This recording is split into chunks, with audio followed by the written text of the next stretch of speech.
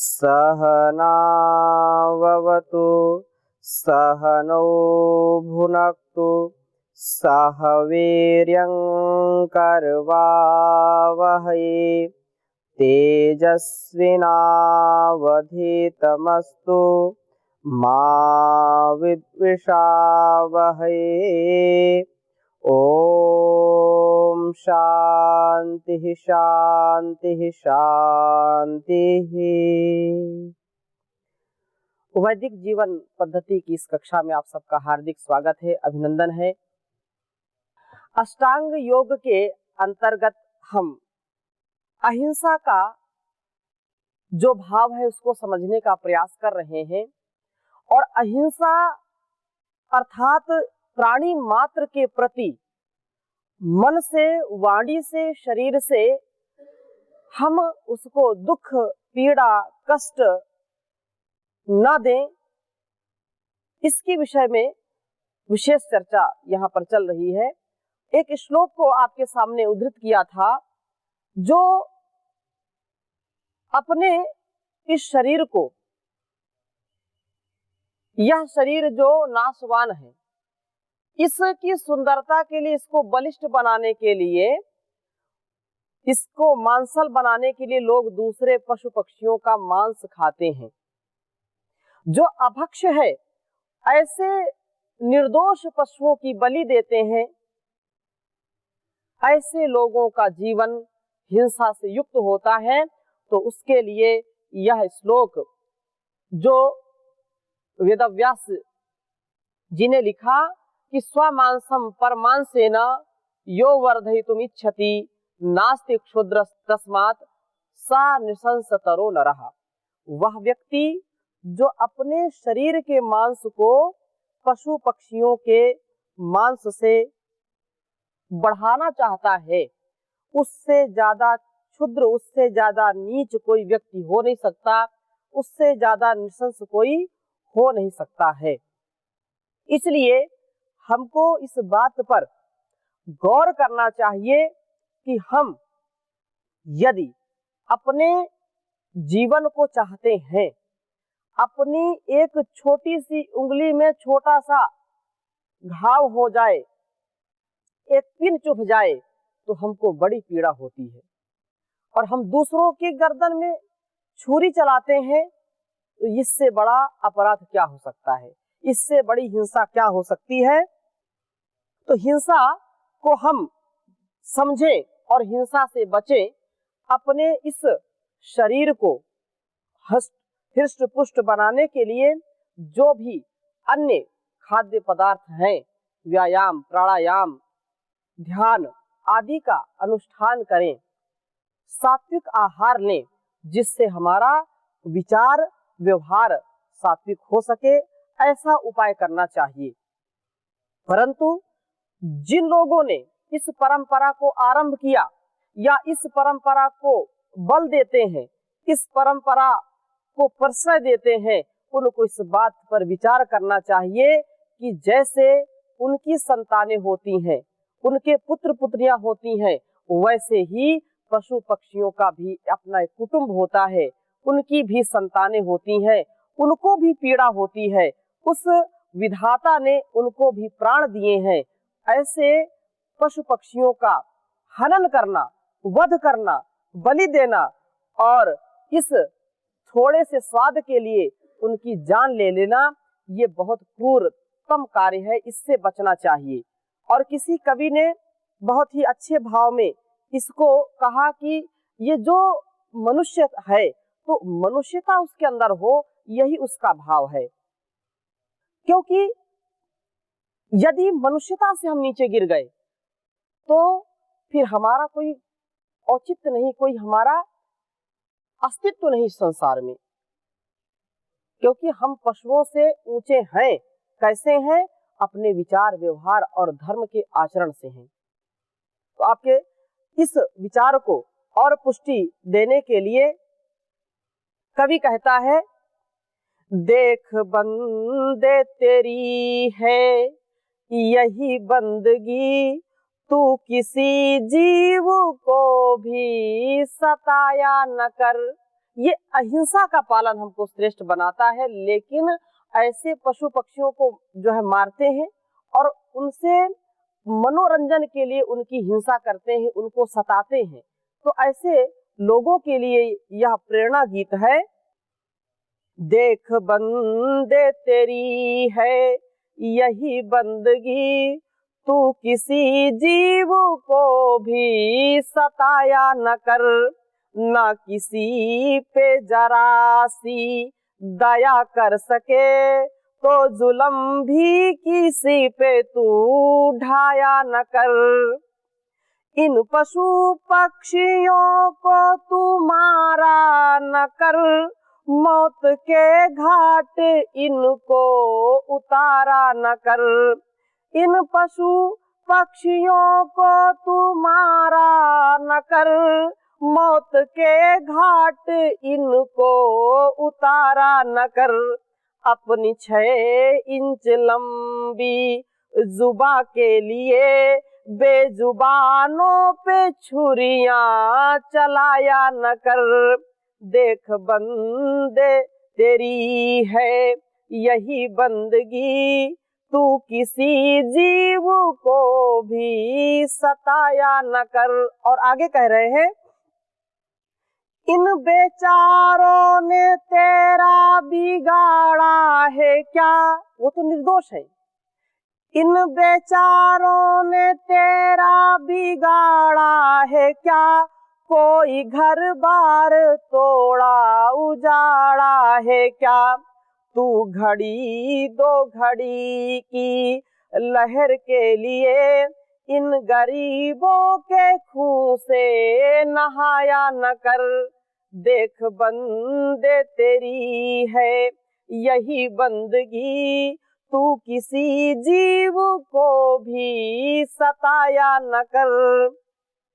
निरपराधों को तकलीफ देता है क्यों, जिंदगी दे सके ना तो लेता है क्यों। जो बेगुनाह है, जिनका कोई दोष नहीं, निर्दोष है, तो उन निरपराधों को तकलीफ देने का हमको या जो हिंसक लोग हैं उनको कोई अधिकार नहीं है। क्योंकि जिंदगी दे सके ना तो लेता है क्यों, जग में इनको भी जीने का अधिकार है। जग में इनको भी जीने का अधिकार है, बेरहम इनका जीवन मिटाया न कर। देख बंदे तेरी है यही बंदगी, तू किसी जीव को भी सताया न कर। जैसे अपने बच्चे, क्रूर से क्रूर व्यक्ति को अपनी पत्नी, अपनी संतानों पर विशेष प्रेम होता है, विशेष लगाव होता है, उसकी जो है आबरू, उसकी इज्जत उसको प्यारी होती है, उसका जीवन उसको प्यारा होता है। यदि छोटा सा बच्चा भी बीमार होता है तो डॉक्टर के पास जाकर के फरियाद करते हैं कि डॉक्टर साहब सब कुछ ले लीजिए लेकिन मेरे बच्चे की जान बचा लीजिए। लेकिन वही व्यक्ति जब दूसरों के बच्चों के गर्दन पर छुरी चलाता है तब उसको ये बात स्मरण नहीं आती। क्रूरता का भाव कितना निशंस है, कितना वह दुखदाई है, कितना कष्टदायी है। व्यक्ति अपने को जब अपने ऊपर आता है तो उसको परमात्मा याद आता है, और जब वह सुखमय दूसरों के ऊपर आनंदित होकर के दूसरों को सताने का कार्य करता है तो कैसी स्थिति होती है। तो कवि आगे कह रहा है, जैसे बच्चे हैं सब लाडले आपके, छीन बच्चे किसी के पथिक मार कर। जैसे बच्चे हैं सब लाडले आपके, छीन बच्चे किसी के पथिक मार कर। अपने बच्चों को हरगिज खिलाया न कर, तू किसी जीव को भी सताया न कर। देख बंदे तेरी है यही बंदगी, तू किसी जीव को भी सताया न कर। तो हमको अहिंसा का इस प्रकार से पालन करना चाहिए कि प्राणी मात्र को भी कभी हमसे कष्ट न हो, मर्यादित जीवन हम जिए और दूसरों को भी जीने का अधिकार दे, जियो और जीने दो, ऐसी भावना से ओतप्रोत रहे। तो पीछे कक्षा में हमने इसको लिया था और अभी जो चर्चा चल रही है, आप में से किसी का कोई प्रश्न हो? जी। ओम स्वामी जी प्रणाम। जी स्वामी जी, जैसे अपने देश के अंदर भी दिखाई देता है और दुनिया में भी बहुत से ऐसे देश हैं जी जो भौगोलिक दृष्टि से उनका ऐसा है कि वहाँ ना तो कोई फल फूल पैदा होता, पेड़ पौधे पौधे होते, ना वहाँ कोई फसल होती। जैसे हम भारत में भी कई हिस्सों में देखते हैं, जैसे रामेश्वरम है, कच्छ है, फिर और भी देश में कई ऐसी जगह हैं। तो वहाँ तो उनका रोजगार भी वही है, आहार भी यही है। यदि उसको छोड़ दे तो उनका जीवन ही खतरे में आ जाएगा, या तो वो स्थान से पलायन करना पड़ेगा। ये बहुत गंभीर प्रश्न आपका है। तो हम अहिंसा के मार्ग पर उन लोगों को कैसे ला सकते हैं जिनका सब कुछ वही है, जहां पर अचार भी वही है, सब्जी भी वही है। तो ऐसी स्थिति में क्या करें? तो हमको प्रयास ये करना चाहिए कि ऐसे स्थानों पर हम रहें जहां पर इन सब चीजों की सुलभता हो, अर्थात बिना हिंसा के हम अपना जीवन यापन कर सकें। और जब हम ऐसे स्थान पर अकस्मात पहुंच गए या प्राण संकट में आ गए, तो उसके लिए फिर जो योगी नहीं है, जो सामान्य व्यक्ति है, उसके लिए फिर आपातकाले मर्यादा नास्ति। क्योंकि जिसका जीवन बहुमूल्य है, जो राष्ट्र के लिए, समाज के लिए जिसका जीवन सबसे ज्यादा महत्वपूर्ण है, उसको बचाना सबका कर्तव्य होता है। और यह पूरा प्रयास करें। जैसे हमारे ऋषि मुनि हुआ करते थे, तो उनका जीवन आप देखेंगे, जो भी जहां रहते थे वहां पर कंद मूल फल की व्यवस्था होती थी, नदी का प्रवाहित जल होता था। लेकिन आज का जो परिवेश है कि उसको हम स्वीकार करते हैं, हमका मतलब ये समाज स्वीकार करता है, लेकिन चर्चा उनकी विशेष हम कर रहे हैं कि जहां पर फल फूल भी उपलब्ध है, हर प्रकार की खाद्य सामग्री भी उपलब्ध है, जल भी उपलब्ध है, किसी चीज का अभाव नहीं है, फिर भी ऐसे लोग बिना मांस के अपना पेट नहीं भर पाते हैं। उन लोगों की चर्चा यहाँ पर हम कर रहे हैं। ऐसे बहुत ऐसे प्रदेश हैं, मरुस्थल जैसे है और टुंड्रा प्रदेश है, जहाँ 12 महीने बर्फ ही गिरती रहती है। तो ऐसे प्रदेशों में जो लोग रहते हैं, वहां पर उनके लिए वह अपरिहार्यता है। फिर भी ऐसे भी आप देखते हैं, ग्लेशियर में भी बहुत हमारे नौजवान सेवा देते हैं, राष्ट्र की रक्षा करते हैं। वो कभी भी कुछ ऐसे सैनिक की उनको दिया भी जाता है तो भी वो उसका सेवन नहीं करते, तो भी जीवित रहते हैं।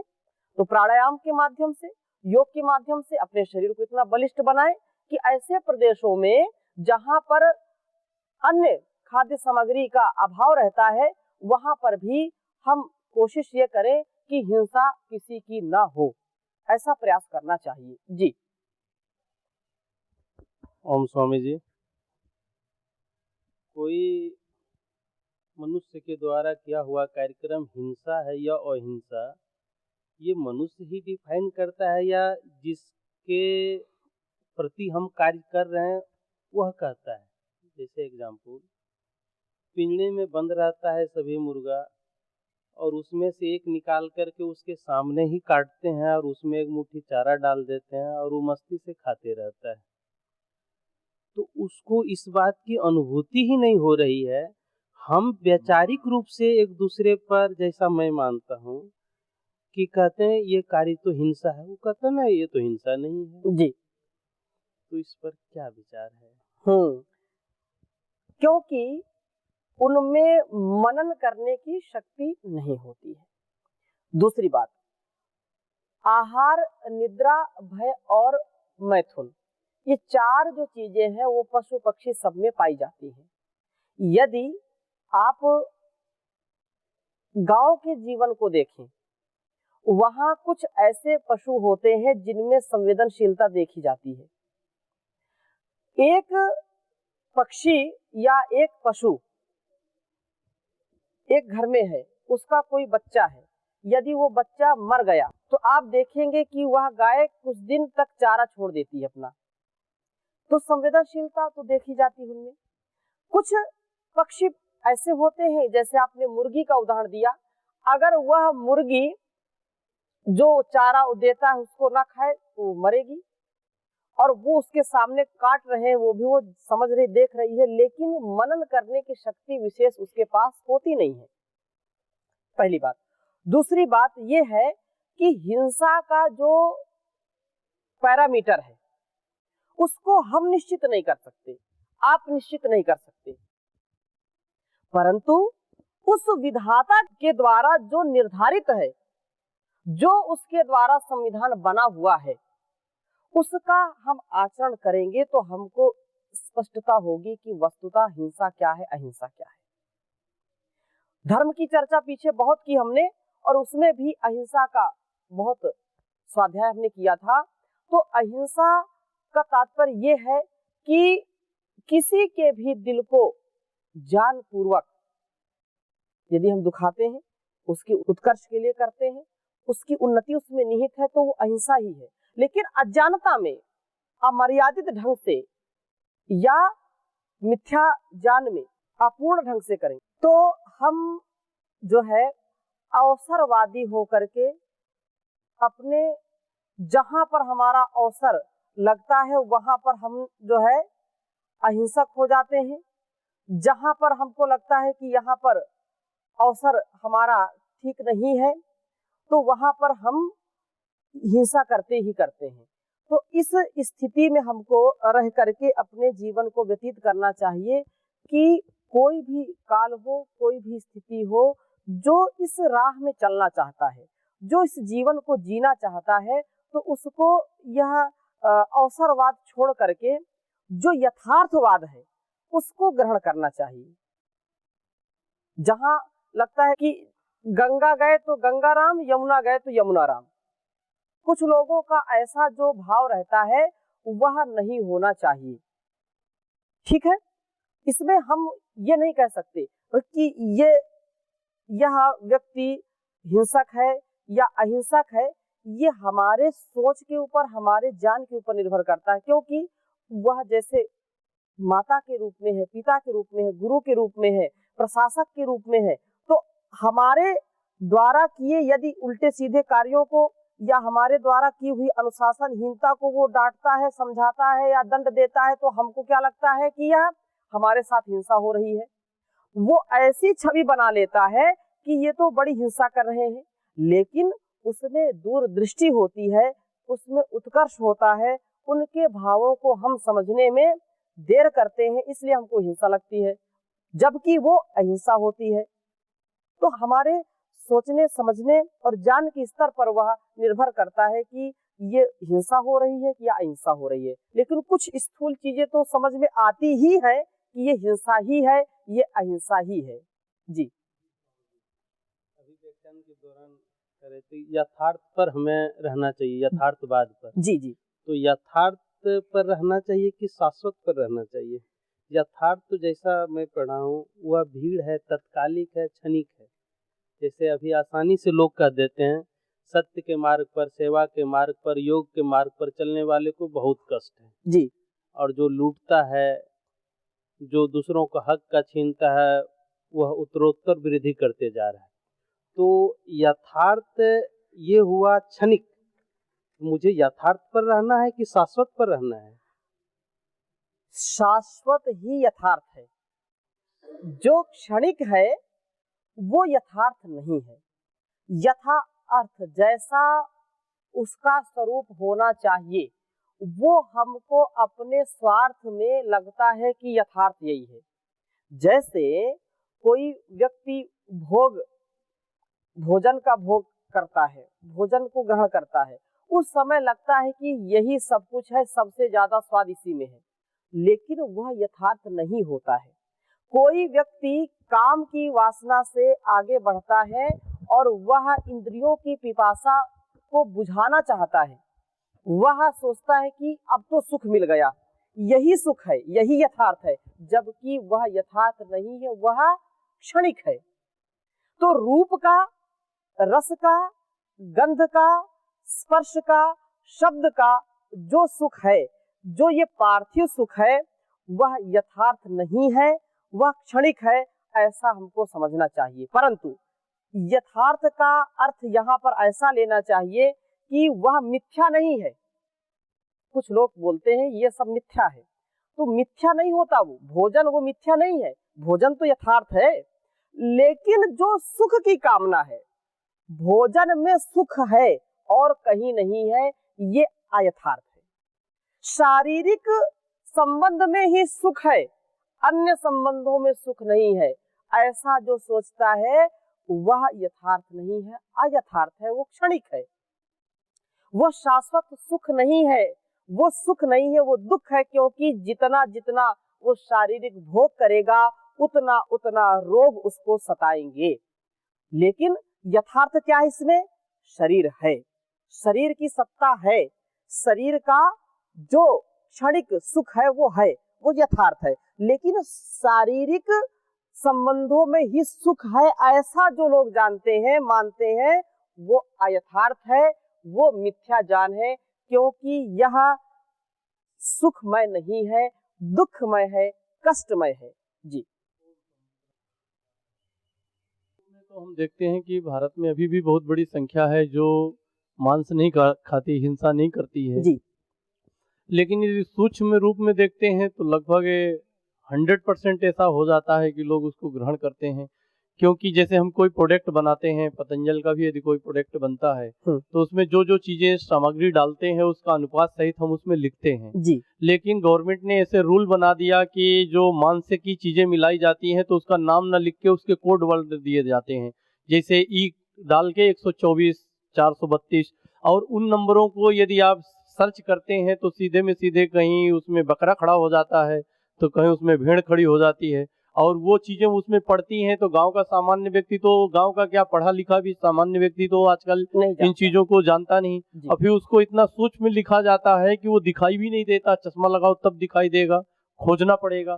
तो ये तो लगभग बहुत से सामानों में मिलाया जाता है, तो कहीं में कहीं तो सभी उसका उपयोग कर रहे हैं।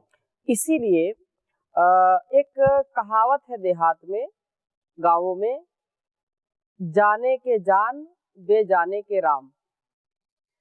जानबूझ करके हमको उन कार्यों में प्रवृत्त नहीं होना चाहिए, परंतु जो लोग हमको विश्वास में विष दे रहे हैं वे लोग कभी भी सदगति को प्राप्त नहीं हो सकते, चाहे वह सरकार के रूप में हो, चाहे कारोबार के रूप में, व्यापारी के रूप में हो। जो व्यक्ति अमृत के स्थान पर लेबल लगाया है अमृत का और खिला रहा है विष, तो वह कभी भी अपने परिवार सहित सुख को नहीं प्राप्त होगा, अपने परिवार सहित नरक को प्राप्त होगा। वो कभी भी, हाँ, हो सकता है कि भौतिक समृद्धि उसको मिल जाए, खूब जो है अट्टालिकाओं को बना ले वो, लेकिन कभी भी उसका उत्थान नहीं हो सकता, आत्मिक उन्नति नहीं हो सकती है, क्योंकि उसने अवसरवाद का जो है अपने ऊपर आचरण किया है, अवसरवादी है वो। समाज को छल कपट के साथ उनसे धन अर्जन करने का प्रयास किया है। तो ये जो बेईमानी से जो है छल कपट से कमाया जाने वाला धन, वो अधिक उन्नति का कारण नहीं होता है, अवनति का ही कारण होता है। जितना जितना वो कमाएंगे उतना उतना भी लगेगा उनके ही जो है इस पाप की कमाई में, पाप को धोने के लिए उनको इससे ज्यादा करना पड़ेगा। तो ऐसे जो आपने समस्या रखी बिल्कुल सही है कि गाँव में तो नहीं जानते हैं कि इसमें क्या है, इसमें क्या नहीं है, वो लोग उसका सेवन करते हैं क्योंकि सोचते हैं ऊपर अच्छा है, अच्छा लेवल लगा है, ठीक है। लेकिन इस बात के लिए हम सभी को प्रयास ये करना चाहिए कि अपने घर की वस्तुओं का ही अधिक प्रयोग करें। जहां नहीं चलती हैं व्यवस्थाएं या नितांत उसकी आवश्यकता होती है, व्यवस्था नहीं हो पाती, तब तो मजबूरी है, उसको करना पड़ेगा। लेकिन सरकार को इस पर और सख्त कदम उठाना चाहिए कि जो मांसाहार से या मांस जिसमें पड़ता है, जो मांसाहारी हैं, जीव जंतुओं के मांस आदि पड़ते हैं, तो उनका एक विशेष उसमें क्वांटिटी सहित उसमें लिखें ताकि पता चले। जी जैसे भाई संजय जी अभी कह रहे थे, तो ये सत्य भी है कि अभी जो जितने भी आयरन टॉनिक आते हैं स्वामी जी, इनमें गाय चूंकि सबसे ज्यादा एक्सपोर्ट होती है, तो इनको जो काटा जाता है, इनसे जो खून निकलता है, उन आरबीसीज को सुखा लेते हैं। खून तो निकलता ही काटने में, उसको जो जितने भी आर्बिटॉन वगैरह ये सब सिरप बनते हैं, हेप्टोग्लोबिन बनता है, इनमें उसको डालते हैं। और जबकि गांव का अंतिम व्यक्ति खाता है, उसको पता भी नहीं होता बिल्कुल। ये बहुत सत्य है। और कॉमन आदमी उसका इस्तेमाल करता है, मतलब उसको पता ही नहीं, उसको लगता है कि टॉनिक लेके आ रहे हैं, हम सिरप लेके आ रहे हैं और हमें खून बढ़ाना है। तो ये भी अगर संदेश जाए कि लोगों को ये भी पता चले कि जो इस तरह के हम आयरन टॉनिक ले लेते हैं, उसमें बहुत ज्यादा जो है हिंसा होती है जीवों की। सबसे ज्यादा जो बच्चों के लिए या युवकों के लिए हम बाहर की चीजों पर आश्रित ना रहें। जितना उल्टा कार्य है वो जो है अच्छी पैकेजिंग करके लोगों को खिलाया जाता है, कूड़ा कबाड़ा। जो कंपनी जैसा बनाती है वो स्वयं उसको नहीं खाती, दूसरों को खिलाती है। भारत ऐसा देश है कि यहाँ पर आज का जो परिवेश है, इसमें जो विदेशों में औषधियाँ जो है बंद होती, बैन होती, वो यहाँ पर उसको चलाते हैं। ये बहुत बड़ी हिंसा है, लोगों के जीवन से बहुत बड़ा खिलवाड़ किया जा रहा है। इस हिंसा से बचने का एक ही उपाय है कि व्यक्ति जागरूक हो और जो सत्ता में है उसको भी जागरूकता के साथ इस बात का ध्यान रखना चाहिए कि हम आदर्शवादी बने, अवसरवादी नहीं। आदर्शवाद में ही हमारा कल्याण है, आदर्शवाद में ही अहिंसा है, अवसरवाद में हिंसा ही हिंसा है। इससे बचने का पूरा उपाय करना चाहिए। इसकी चर्चा हम और अगले भाग में करेंगे। अभी यहीं तक। ओम शांति शांति शांति।